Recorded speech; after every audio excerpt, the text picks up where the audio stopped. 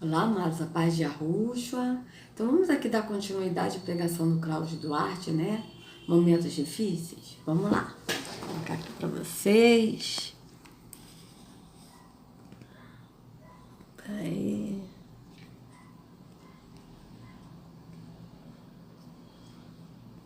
Assim.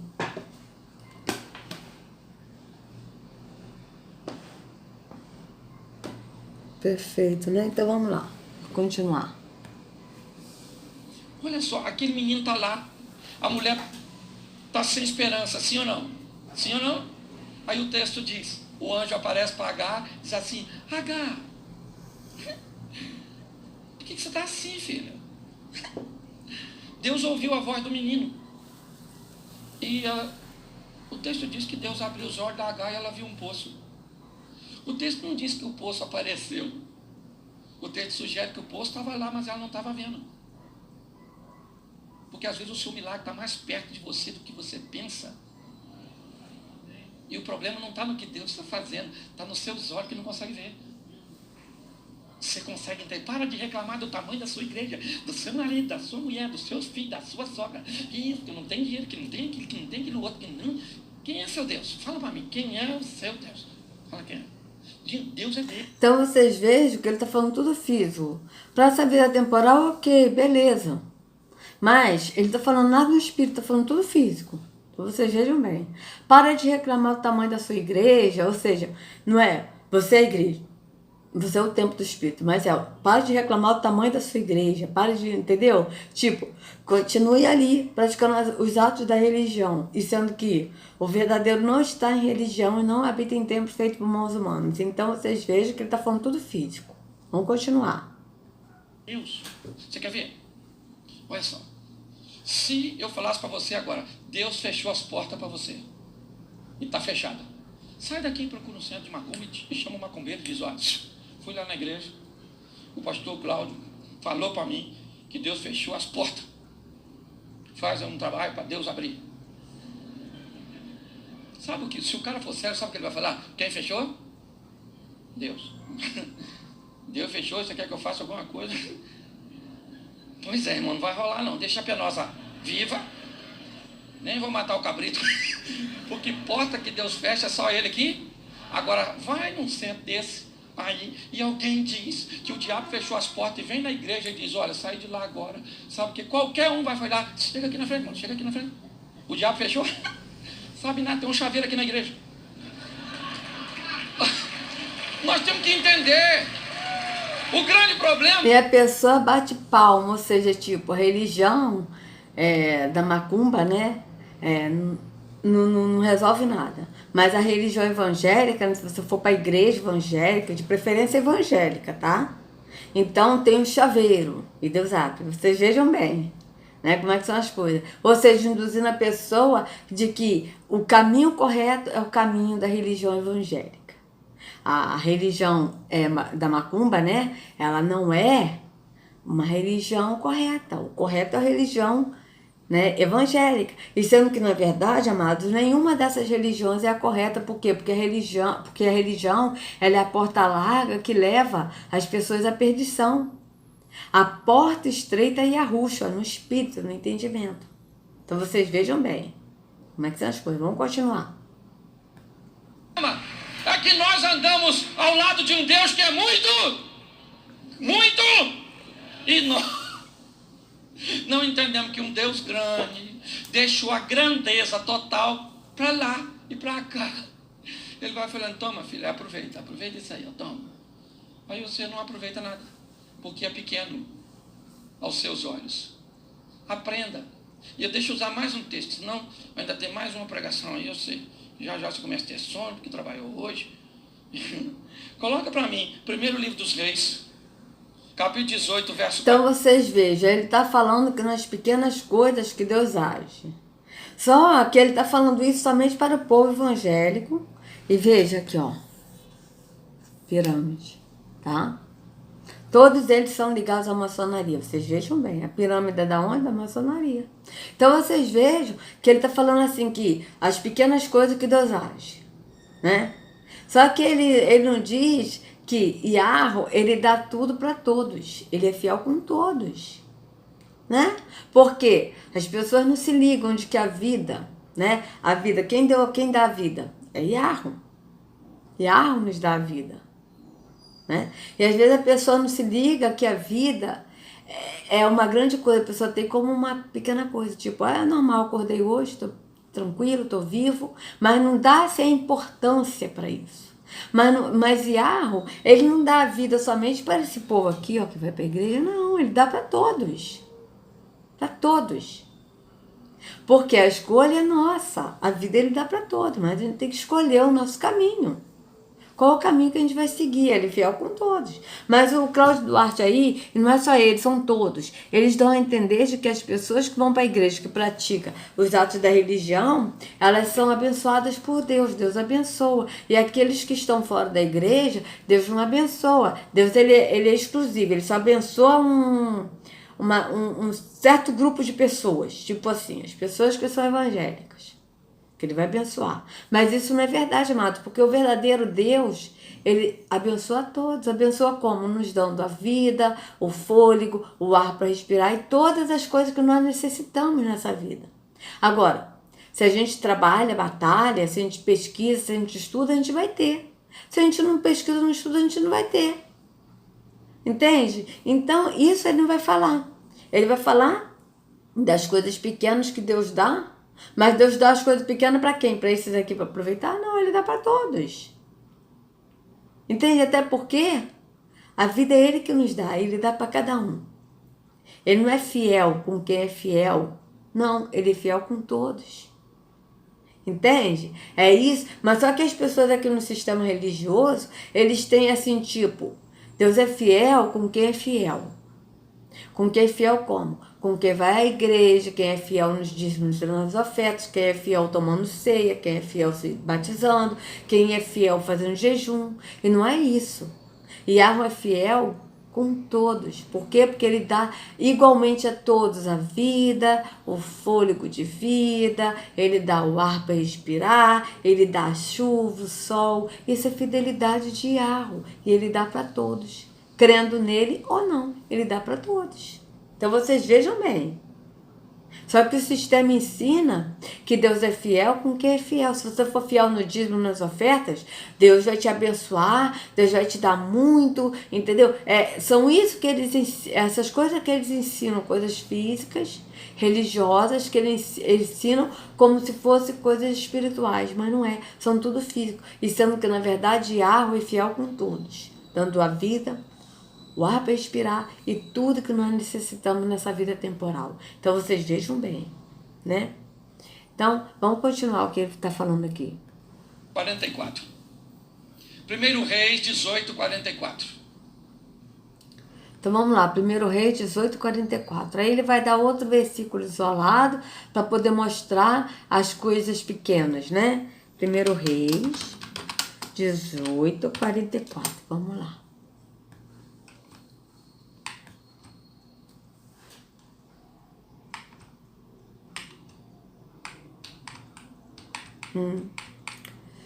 Na sétima vez o servo disse: uma nuvem tão pequena quanto a mão de um homem está se levantando do mar.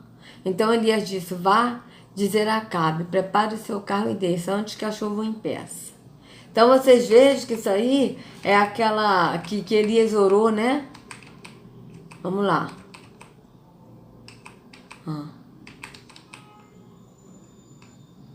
Vamos ver aqui.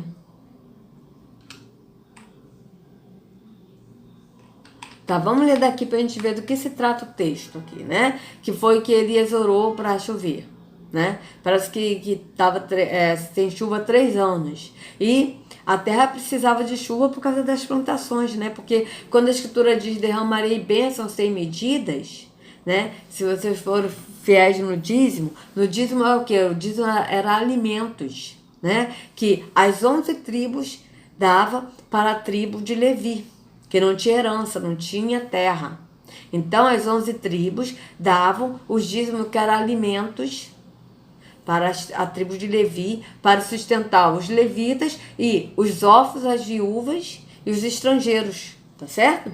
Então, quando ele diz derramarei bênçãos sem medidas, é derramarei chuvas para a terra, para produzir mais frutos, mais alimentos, tá certo?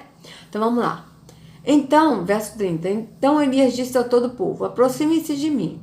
O povo aproximou-se e Elias reparou o altar do Senhor que estava em ruínas. Depois apanhou 12 pedras, uma para cada tribo de descendentes de Jacó, a quem a palavra do Senhor tinha sido dirigida, e disse, seu nome será Israel.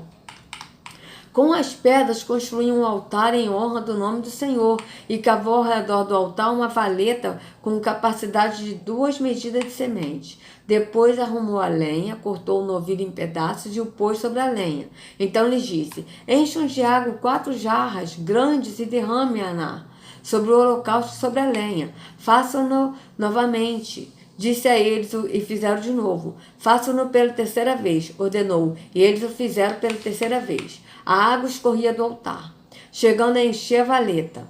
À hora do sacrifício, o profeta Elias colocou-se à frente e orou. Ó Senhor, Deus de Abraão, de Isaque e de Israel, que hoje fique conhecido que tu és Deus em Israel, e que sou o teu servo, e que fiz todas essas coisas por ordem tua.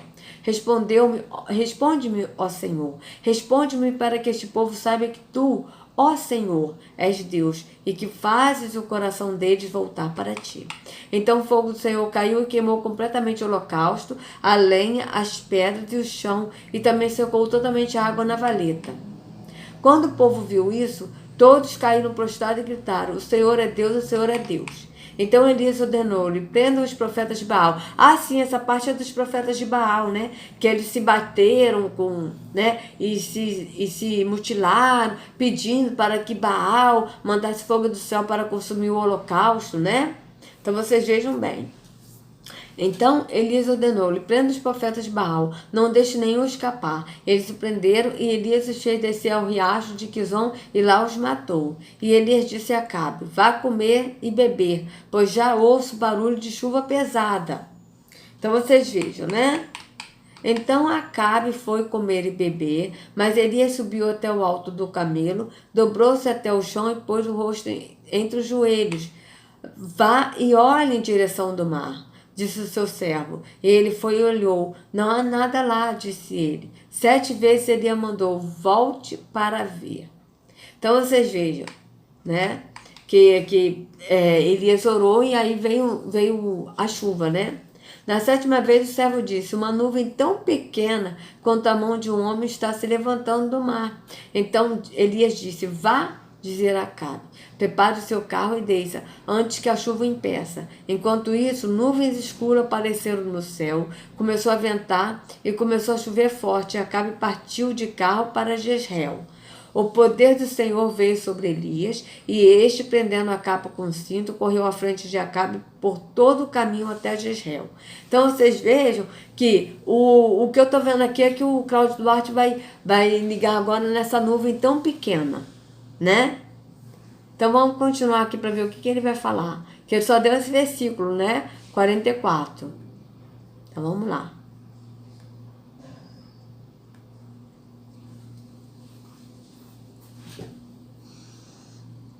Isso. E sucedeu que a 7ª vez disse, eis que se levanta do mar uma nuvem do tamanho da mão de um. Então disse Elias, sobe e dize a Acabe, aparelha o teu carro e desce, para que a chuva não... Presta atenção, 3 anos e meio sem chover. Sabe, Elias era um cara extraordinário. E crente como nós, porque crente é bagunçado. Nós temos dificuldade, o cara viveu tudo que viveu, extraordinário. Vocês vejam, crente como nós, ou seja, o que ele está querendo dizer é que o profeta Elias era crente como o pessoal do sistema religioso evangélico. Crente como nós, que ele está dando a entender, as pessoas que vão na igreja, no sistema evangélico, elas são crentes. Como é que elas são crentes? Elas são crentes indo num templo físico, adorando a Deus no físico, dando dízimos e ofertas, jejuando, se batizando, levando pessoas para a igreja, subindo a monte para orar, essas coisas. Então, o que o Cláudio Duarte está falando, que o Elias ele era extraordinário, ele era crente como nós, dá a entender que Elias praticava atos religiosos. E sendo que nem existia, né, a religião evangélica naquela época. Então vocês vejam bem que Elias, o profeta Elias, ele cria em Yarro, mas ele não praticava atos religiosos. Ele seguia Yarro.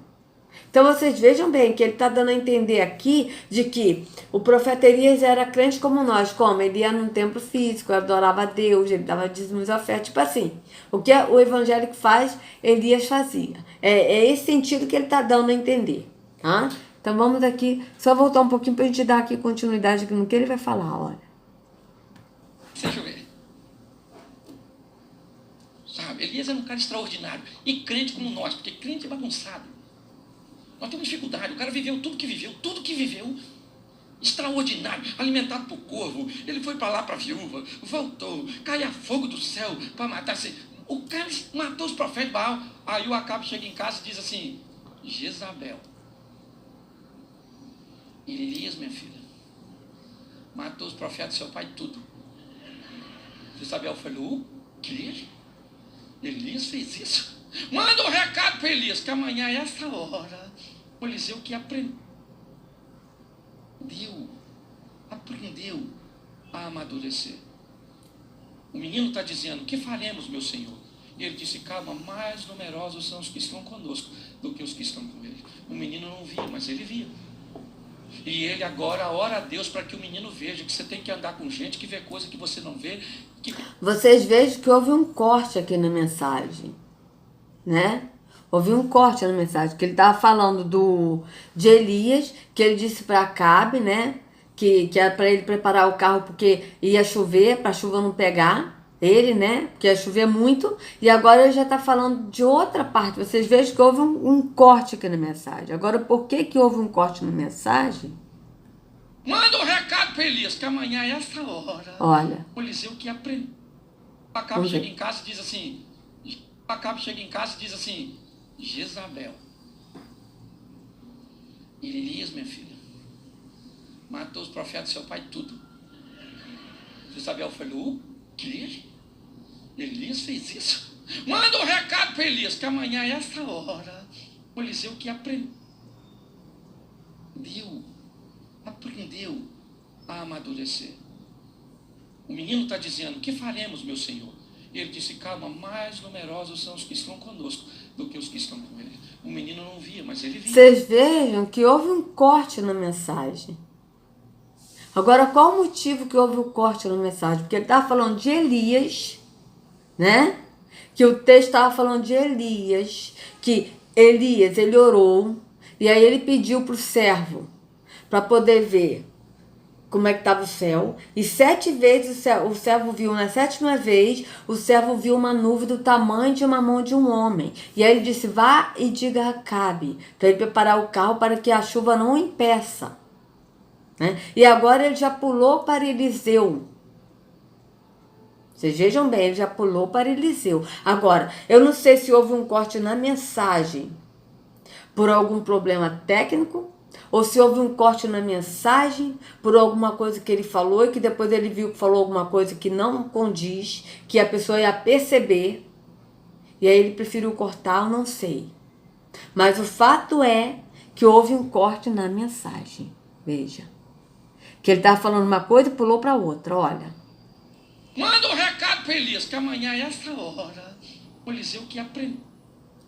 Então, ó, mande a mensagem para Elias, que amanhã, esta hora, o Eliseu, olha só, ele falou de Elias. Olha. O Acabe chega em casa e diz assim: Jezabel, Elias, minha filha, matou os profetas do seu pai, tudo. Vocês estão vendo que ele está falando de Elias. Depois houve o corte e já passou para Eliseu. Vocês vejam bem que Eliseu foi sucessor de Elias. Certo? Vamos ver. Jezabel falou: o quê? Elias fez isso? Manda um recado para Elias, que amanhã, essa hora, o Eliseu que aprendeu. Ó, vocês vejam que ele falou: manda um recado para Elias, que a esta hora, aí já pulou para Eliseu. Entende? Já pulou para Eliseu. Agora, por que já pulou para Eliseu? Às vezes pode ter sido algum problema técnico mesmo que não salvou, Mas pode ser às vezes que eles tiraram alguma coisa porque ia para a internet e viu que foi alguma coisa que ele falou que as pessoas iam perceber que está errado. Entende? Porque no sistema religioso as pessoas estão ouvindo o que eles falam e as pessoas não pensam na hora, mas depois você assistir a mensagem de novo, vai ver que tem coisa aí, né? Mas vocês vejam que o fato é que houve um corte. Houve um corte. Isso é fato. Olha. Matou os profetas do seu pai tudo. Isabel falou, o quê? Elias fez isso? Manda um recado para Elias, que amanhã é essa hora. O Eliseu que aprendeu a amadurecer. O menino está dizendo, que faremos, meu Senhor? E ele disse, calma, mais numerosos são os que estão conosco do que os que estão com ele. O menino não via, mas ele via. Então vocês vejam que ele está falando, né? Agora de Eliseu, ele pulou o Elias e agora passou por Eliseu, que foi sucessor de Elias, e que ele estava, o Geazi, que é o moço que foi o servo de Eliseu, tá certo? Ele estava assim angustiado por causa que parece que até a guerra, que eles estavam guerreando e eu não me lembro bem da história, tá? Eu não me lembro muito bem, mas eu só sei que o Geazi, ele estava assim com medo. E aí que Eliseu pediu para Deus abrir os olhos de Geazi, e aí Geazi viu que eles não estavam só, que tinha um exército com eles, entendeu? A história foi essa. Deixa eu ver aqui. Deus abriu os olhos de Geazi. Deixa eu ver aqui onde é que está escrito para a gente ver. Que vocês vejam que... Deixa eu ver aqui. Deus abriu os olhos de Geazi e ele viu um exército. Bíblia. Vamos ver. Segundo Reis 6, tá? Então vamos lá, segundo Reis 6, pra gente ver do que se trata aqui. Que aí agora já pulou para isso, né? Então vamos lá. Os discípulos do profeta disseram a Eliseu: como vês, o lugar onde nos reunimos contigo é pequeno demais para nós. Então vamos lá. Às vezes ele deve ter falado isso por causa desse pequeno demais, porque ele está frisando nas coisas pequenas, né? Mas a gente não sabe porque houve o corte. Por quê? Não vamos ao Rio Jordão. Às vezes pode ser algum problema realmente que houve na gravação, a gente não sabe, né, amados? Vamos botar que seja algum problema que houve na gravação, tá? Mas o fato é que a gente viu que houve um corte na mensagem, tá? Então, por que não vamos ao Rio Jordão? Lá cada um de nós poderá cortar um tronco para construirmos ali um lugar para reuniões. Eliseu disse, podem ir. Então um deles perguntou, não gostaria de ir com os teus servos? Sim, ele respondeu. E foi com eles, foram ao Jordão e começaram a derrubar árvores. Quando um deles estava cortando um tronco, o ferro do machado caiu na água. Ele gritou, ah, meu senhor, era emprestado. O homem de Deus perguntou, onde caiu? Quando ele lhe mostrou o lugar, Eliseu cortou um galho e o jogou ali, fazendo o ferro flutuar. Ele disse, pegue-o. O homem esticou o braço e o pegou. Ora, o rei da Síria estava em guerra contra Israel. Depois de deliberar, com seus conselheiros diziam, montarei o meu acampamento em tal lugar. Mas o homem de Deus, o homem de Yahweh, mandava uma mensagem ao rei de Israel. Evite passar por tal lugar, pois os arameus estão descendo para lá. Assim o rei de Israel investigava o lugar indicado pelo homem de Yahweh. Repetidas vezes, Eliseu alertou o rei, que tomava as devidas precauções. Isso enfureceu o rei da Síria, que, convocando seus conselheiros, lhe perguntou, vocês não me apontarão qual de nós está ao lado do rei de Israel? Respondeu um dos conselheiros, nenhum de nós, majestade. É Eliseu, o profeta que está em Israel, que revela ao rei de Israel até as palavras que tu falas em teu quarto. Ordenou o rei, descubra onde ele está, para que eu mande capturá-lo. Quando lhe informaram que o profeta estava em Dotã, ele enviou para lá uma grande tropa com cavalos e carros de guerra. Eles chegaram de noite e cercaram a cidade. O servo do homem de Iarro, ou seja, o servo de Eliseu, que ele está falando, que quem era o servo de Eliseu? Era Geazi. levantou-se, e que, diga-se de passagem, amados, até uma irmã, a irmã Paula, ela estava falando para mim que ela pesquisou sobre Geazi, e que não mostra, realmente eu pesquisei depois também e vi que a Bíblia não relata como Geazi morreu, não fala mais nada de Geazi, só fala até que ele foi servo de Eliseu e que ele herdou a lepra de Naamã, né? Porque ele pegou as coisas que Eliseu não recebeu e ele pegou para ele. E aí ele herdou a lepra de Naamã, e os descendentes de Geazi seriam leprosos, ou seja, seriam tipo albinos, né? Porque a lepra ali, que ele se tornou branco como a neve, porque ele era preto e ele se tornou branco como a neve, né? E vocês vejam que depois disso não tem mais nada de Geazi.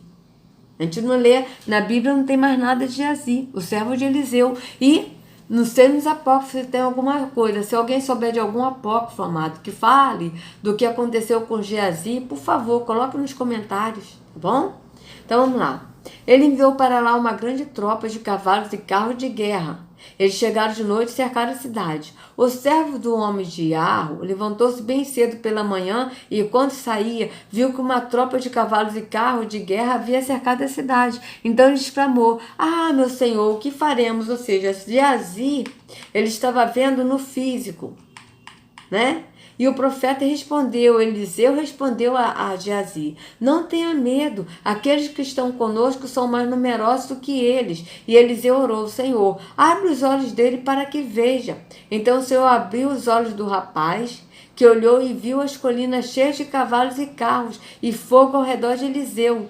Quando os arameus desceram na direção de Eliseu, ele orou ao Senhor: "Fere estes homens de cegueira." Então ele os feriu de cegueira, conforme Eliseu havia pedido. Eliseu lhe disse: "Este não é o caminho, nem esta é a cidade que procuram. Sigam-me, e eu os levarei ao homem que vocês estão procurando." E os guiou até a cidade de Samaria. Assim que entraram na cidade, Eliseu disse: "Senhor, abre os olhos destes homens para que possam ver." Então o Senhor abriu os olhos, e eles viram que estavam dentro de Samaria. Quando o rei de Israel os viu, perguntou a Eliseu: "Devo matá-los, meu pai? Devo matá-los?" Ele respondeu: "Não, costumas matar prisioneiros que capturas com a tua espada e o teu arco? Manda-lhes servir comida e bebida, e deixe que volte ao seu senhor." Então preparou-lhe um grande banquete, e terminando eles de comer e beber, mandou-os de volta para o seu senhor. Assim as tropas da Síria pararam de invadir o território de Israel. Algum tempo depois, Ben-Hadad, rei da Síria, mobilizou todo o seu exército e cercou Samaria. Vocês vejam que o rapaz que estava falando, que aqui não está dizendo quem era, mas se tratava de Geazi, que era o servo de Eliseu, tá certo? Então vocês vejam bem, né? Então vamos ver aqui o que o Cláudio Duarte vai falar sobre aqui, né? Que a mensagem foi cortada, mas vamos ver o que ele vai falar aqui. E ele agora ora a Deus para que o menino veja que você tem que andar com gente que vê coisa que você não vê, que consiga te mostrar. Veja quem caminha contigo, você só anda com cabeça de bagre, quer pensar o quê? Então vocês vejam só que Eliseu estava no espírito, né? Ele pediu para o pai mostrar no espírito, e aí o servo viu, né? As tropas que estavam com ele. Só que o Cláudio Duarte está falando tudo no físico, como se fosse uma coisa no espírito, mas não é. Ele está falando tudo no físico. Então vamos lá, vamos continuar. Reveja seus conceitos, seus valores. Olha só. Quando eu olho para essa passagem, eu vejo o quê? Alguém que através de algo tão pequeno consegue enxergar uma grande chuva. Choveu? Sim ou não? Sim ou não? Isso aí. Mas tudo começou a partir de uma pequena. Então descubra o que vai startar. Descubra o que vai iniciar, sabe? A sua trajetória de mudanças. Porque... Então agora vocês vejam que ele já voltou de novo para a chuva de Elias. Tá certo? Ele já voltou para a chuva de Elias. Mas a gente percebe no vídeo que houve um corte. A gente percebe, né? Mas vocês vejam que ao mesmo tempo que ele estava falando de Elias, ele passou para Eliseu, agora passou de novo para a chuva pequena. Para a nuvem pequena, que é na parte de Elias, né? Então vamos continuar. Provavelmente isso já está diante de você. E você não consegue enxergar, porque te deram a informação, certo? Da magnitude das coisas que mudam. A grande verdade é essa.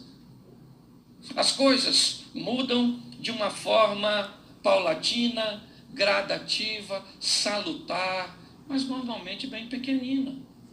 E por isso grande parte das pessoas não consegue encontrar o que a maioria delas buscam, que é a vida com Deus, o milagre, sabe? Então vocês vejam que ele está falando das coisas pequenas, mas agora ele vai falar que as pessoas, elas não buscam assim, tipo, a vida com Deus, ou seja, tipo assim, vamos ver, né, o que ele vai falar sobre isso, mas sobre a vida com Deus, mas o que dá a entender é que a pessoa tem que ter uma vida com Deus e num templo físico, buscando a Deus, né, na igreja, que é uma coisa pequena, mas que a gente vai ter, o que eu tô entendendo pela mensagem é isso, que a gente tem que buscar Deus na igreja, que a igreja parece uma coisa pequena, mas que vai nos levar a Deus, sendo que isso não é verdade. Porque o verdadeiro não habita em templos feitos por mãos humanas, ele habita naquele que crê que é o templo. Então é isso que a gente tem que entender, né? Então, amados, eu não sei o que vai acontecer na mensagem, né? Porque eu assisto na hora que eu tô gravando, mas vou encerrar por aqui. E aí amanhã a gente dá continuidade, tá certo? Que a Arusha carregue cada um de vocês nas palmas de suas mãos. Sejam livres do engano da religião, em nome de Arusha. Até a próxima.